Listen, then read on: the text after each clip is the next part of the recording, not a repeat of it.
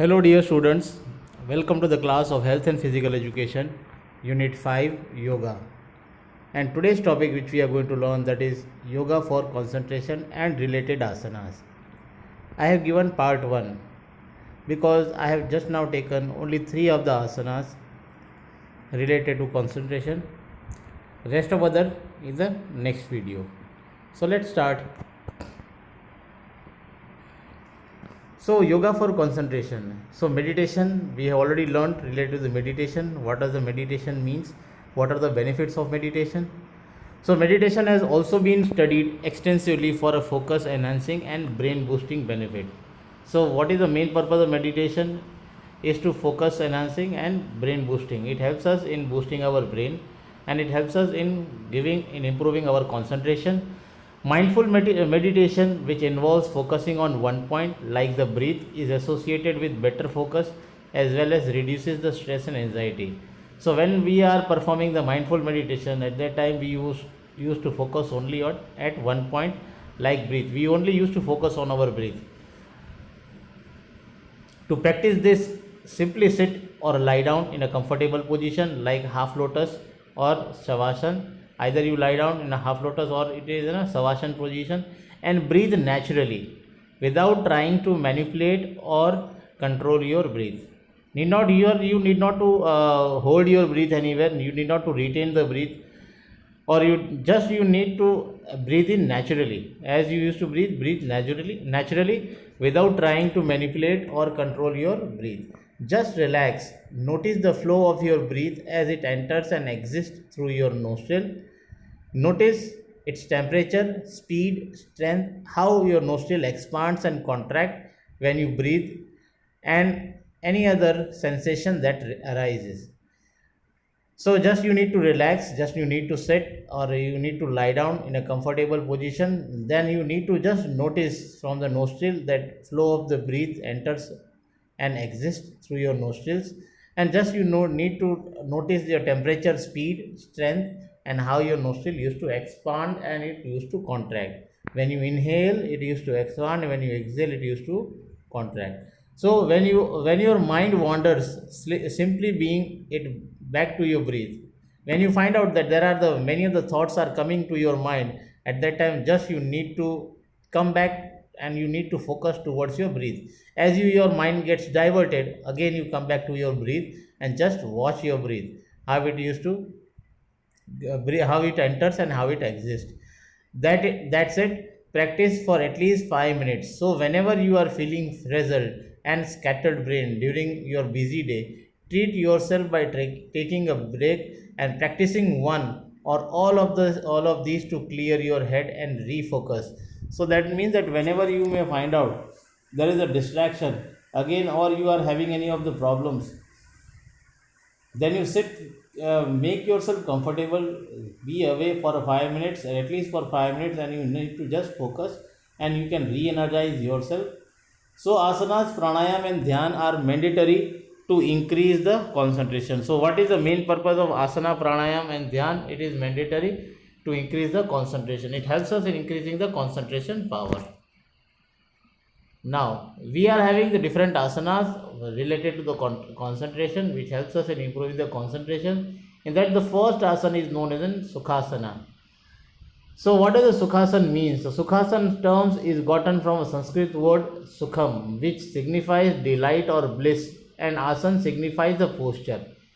This is a meditative and relaxative posture. Sukhasana is easy to perform. Just Sukhasana, when we are talking about Sukhasana, it has been given as a Sukham.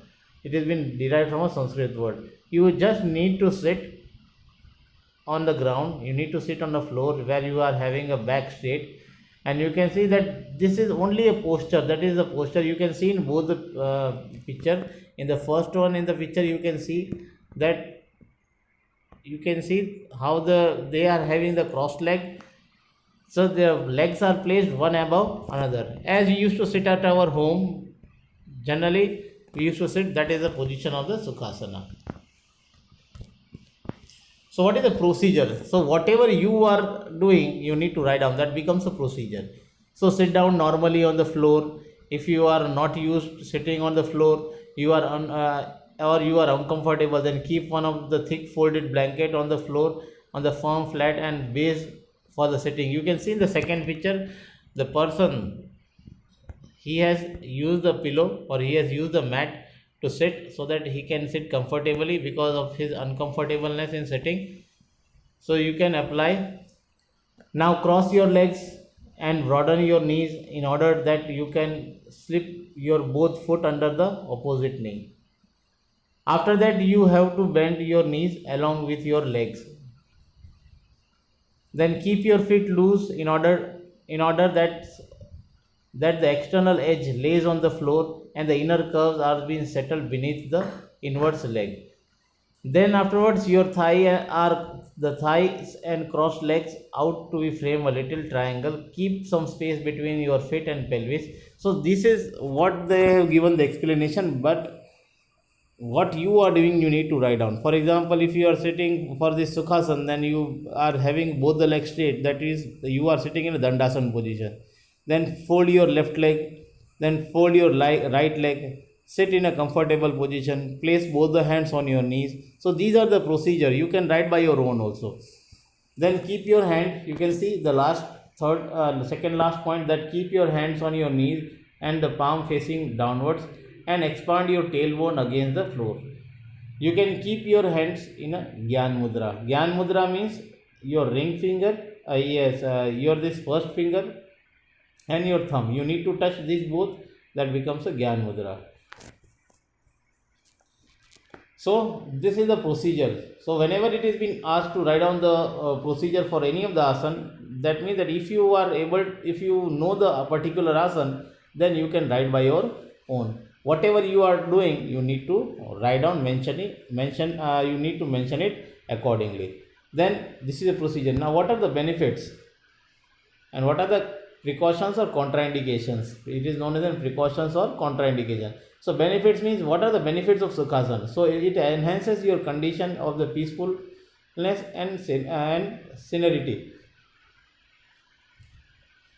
And it has been given that it helps us in it improves our peacefulness and serenity. It stretches and lengthens your spine, because you used to see here the spine posture, the posture in which you are sitting, your back is totally straight. So it stretches and lengthens your spine. It helps in reducing the fatigue. It keeps away the fatigue from us so that you will not get exhausted very soon or you will not get tired soon. It stretches your ankle and knee. It gives gentle massage to your knee because you are folding your knees. So your calf muscles and your knees gets a massage, and your thigh also, and the thigh also gets a massage. It calms your mind, enhances your condition of peacefulness and serenity, kicks out anxiety, stress and mental tiredness. Those who are performing this asana will be able to keep the anxiety, stress and mental tiredness. By doing this asanas, or sitting posture becomes good. You can improve your posture if you are sitting in a Sukhasana. For example, because in our Indian tradition or Indian culture, you know that the people, they used to sit down and they used to take their lunch or dinner. So this is a position in which they are sitting. It has been considered Sukhasana. In which you are sitting comfortably becomes a Sukhasana. Now, what are the precautions or contraindications? So contraindication means who should not perform this. So avoid this asana if you have hip or knee injuries, because you can see here in this asana there is a bending of the knee. You are bending from the knee. So if any of the person is having knee problem, then they should not perform this asana, or they should avoid doing this asana. Then practice cautions are being that if you have a slip disc problem, you can use the cushion to make your pose comfortable. Slip disc, those who are having slip disc problem, that is back problem. So they should apply this. They should use the cushions while sitting in a comfortable position. Then individual who are experiencing the backache or back agony should stay in this position for not more than 5 minutes. Those who are having any of the back problems, they should not sit in this position for a longer time period or more than 5 minutes. So I hope so that Sukhasana is clear. What is the procedure? Procedure means whatever you are doing, you need to write down. Benefits, there are the many benefits we have already seen here. And contraindication, you can see, you can watch the asana, you can see the posture of the asana, and you find out that which of this our body part is having the problem in performing these asanas. You can write down the contraindication for the same. For example, the person, though, because you can see here bending of the knees, so the person who is having knee problem, they should avoid doing this asana, because here you are stretching your back and you are lengthening your spinal cord also. So the person, those who are having any of the back problem, back injuries, they should not perform this asana for a longer time period, or they should avoid doing this asana. That becomes a contraindications or precautions. Clear? Then next we are having Tadasana. Okay, the Tadasana means you have seen the tree. Okay, we are having the tree, and on the basis of that it is been named as a Tadasana. So stand erect. So what is the procedure? Whatever you are doing, you need to write down. So stand erect and place your legs slightly apart with your hands hanging along the side, both the hands on the side. You can see in the first picture, you can see, you can write down this procedure by your own. So I will just show you with the picture, and then afterwards we can write the procedure by our own. So I am going to explain accordingly. So just stand straight apart, both the feet apart, having the gap between both the feet as your shoulder you are having, then or 6 inches difference between both the feet. Then interlock both the hands. You can see the second picture, interlock both the hands, and while inhaling raise your hand and come up on your toes and maintain the posture. This is the final posture when you are maintaining the posture. Third is the final posture where you are maintaining for few seconds, either 30 seconds or for a minute. Then again coming back to the position, that becomes a Tadasana. So here it is been given like that. So you must make your thigh muscles firm, strengthen the inner arc of your inner ankle, and lift them. Now imagine a streaming white light, energy passing through the ankles up your inner thigh. See, these are just the procedure what they have written, but procedure means what you are doing, you need to write. That's a procedure. Clear? Now let's see what are the benefits for the Tadasana, because here you are stretching your body upward, so it helps us in increasing our height. The person, those who are having height problem, it helps us in increasing the height. So these are some of the amazing benefits for Tadasana. This asana helps in improving the body posture. Here body posture improves because many of the people, they are suffering from the deformities, different types of deformities, spinal deformities. In the spinal cord, they are having a problem like kyphosis, where they are having spinal outward curve. Then lordosis, inward curve of the lumbar part, and scoliosis, where they are having a spinal cord on an S shape. It is in an S shape. So they are having a deformity like knock knee, bow legs. But this Tadasana helps us in overcoming or improving the body posture. Then your buttocks and the abdomen gets toned, because here you are going to stretch. So what happens? It gives massage to your abdomen part as well as back. That is buttock part. So it helps us in toning up the buttock as well as the abdomen. This asana reduces the flat foot. Those who are having a flat foot problem, because in a flat foot they are not having the arc. When in their foot they are not having arc, it has been considered flat foot, because here you are going to stand on your toes. So that's why the person, those who are having the problem of flat foot, it helps us in reducing that. It also makes your spine more agile. Your spine becomes more agile, more active. It is an excellent asana for those who want to increase their height and in their formative years. Then it is also helps in improving the balance. It helps in controlling the balance, so that it helps us in improving the balance. So Tadasana has been considered the best. So these are the benefits of Tadasana. Now contraindications or precautions. Who should not do? Do not practice this pose if you have the low blood pressure problem. The person, those who are having low blood pressure, they should not perform this asana. Do not perform this during the headache or migraine worsen. Then the pregnant woman should also avoid doing this asana. The pregnant women, they should avoid doing this asana. Then don't hold this position for too long if you are a beginner. Those who are learning for the first time, they should not perform this asana for a longer time period. So contraindication tells us that who should not perform this asana. That is known as contraindications or precautions. So I hope so that Tadasana is clear. Then third asana we are having, that is Padmasana. The Padma, it has been named from the word Sanskrit word lotus. So what you are doing, you need to write down. So again, it is given here, the procedure: sit on the floor on the mat and the legs stretched in the front of you while keeping your spine erect, both the legs straight and spine erect. Bend your right knee and place it on the left thigh. Bend your right knee and place it on your left thigh. Then afterwards, make sure that the sole of the feet points upward and the heel is close to the abdomen. Heel is close toward your heel part is near to the abdomen part, as well as your toe is facing or is the sole of the feet is pointed upward. Now repeat the same step with the other leg. With the left leg, cross it and place it on your right thigh.